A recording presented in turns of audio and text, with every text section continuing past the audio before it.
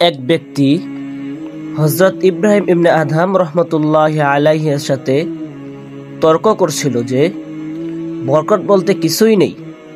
তিনি বললেন, তুমি কি ছাগল ও কুকুর দেখেছ?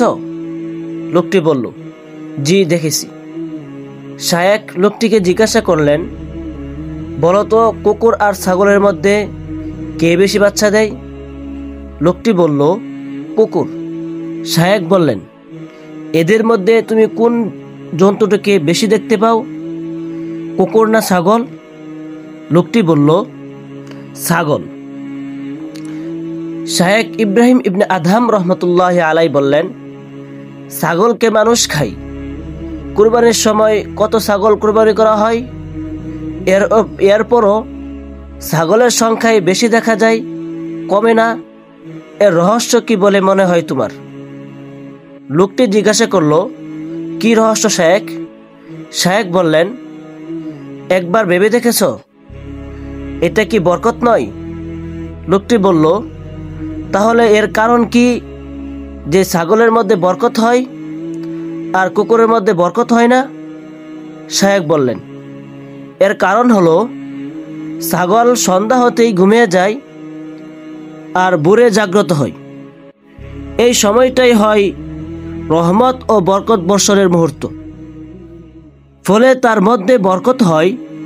আর কুকুর সারা রাত জাগ্রত থাকে, ফজরের আগে ঘুমায়, তাই সে বরকত থেকে বঞ্চিত থাকে। একটু চিন্তার বিষয়, নবীজি সাল্লাল্লাহু আলাইহি ওয়াসাল্লামের সুন্নত হলো এশার নামাজ পড়ে ঘুমিয়ে যাওয়া, শেষ সাথে জাগ্রত হয়ে তাহাজ্জুদ পড়া। কেননা আল্লাহ রাতের শেষ তৃতীয়াংশে প্রথম আসমানে নেমে আসে, বান্দাদেরকে দোয়া করার জন্য, ক্ষমা চাওয়ার জন্য ডাকতে থাকেন। আর আমরা সারা রাত মোবাইলে, ইন্টারনেটে, হারাম কাজে ব্যস্ত থেকে ঠিক এই সময়ে ঘুমিয়ে পড়ি, আর ফজরের তো খবরই নেই। আমাদের মধ্যে এমন অনেকেই আছে যারা যখন শুনেন মসজিদের ফজরের আজান হচ্ছে, ঠিক তখনই তারা ঘুমাতে যান। তাদের মনে হয়, হাই রে, ঘুমের সময় হয়ে গেছে। কিন্তু তাদের এটা মনে হয় না, আজানটা যখনই হয়ে গেছে নামাজটা পড়ে ঘুমি।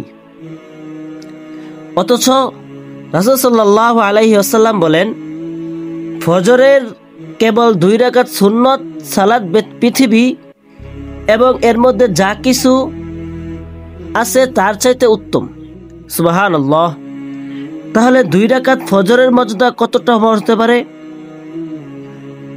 এমন অতি মহামূল্যবান সময় আমরা ঘুমিয়ে কাটিয়ে দিই, তাহলে আমাদের কাজকর্মে আল্লাহর বরকত দিবেন কিভাবে?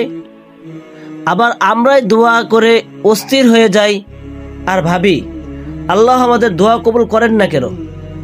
কিন্তু যখন আমাদের হাতে মোবাইল ছিল না, তখন সময়টা এমন ছিল না। আগের দিনের মানুষ সন্ধ্যায় একটু পর পর 7-8টার দিকে ঘুমিয়ে যেত। স্বামী স্ত্রী রাতে ঘুমানোর আগে অনেক গল্প করতেন। অনেক লম্বা একটা সময় ঘুমানোর পরে তাদের ভোরের 5টার দিকে উঠতে কোনো সমস্যা হতো না। ভোরবেলায় তারা খেতে খামারে কাজ করতে চলে যেত, দুপুরের মধ্যেই কাজ শেষ করে বাড়ি ফিরত, তারপর বউ বাচ্চাদের সাথে সময় কাটাতে পারত। কিন্তু এখন আমাদের সেই সুযোগ হয় না। ঘুমের সময় সারা আমরা আর কেউ বাসায় থাকি না, শুধু কাজ আর কাজ।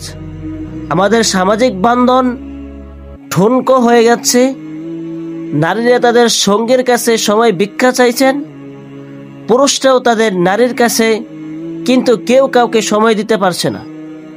তাই আসুন আমরা এখনই নিজেকে পরিবর্তন করি, আল্লাহর বিধানসমূহকে যথাযথভাবে গুরুত্ব সহকারে পালন করি।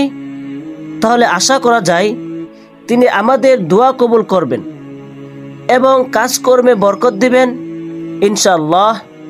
আল্লাহ পাক রব্বুল আলামিন আমাদের সবাইকে বুঝার তৌফিক দান করুন। আমিন।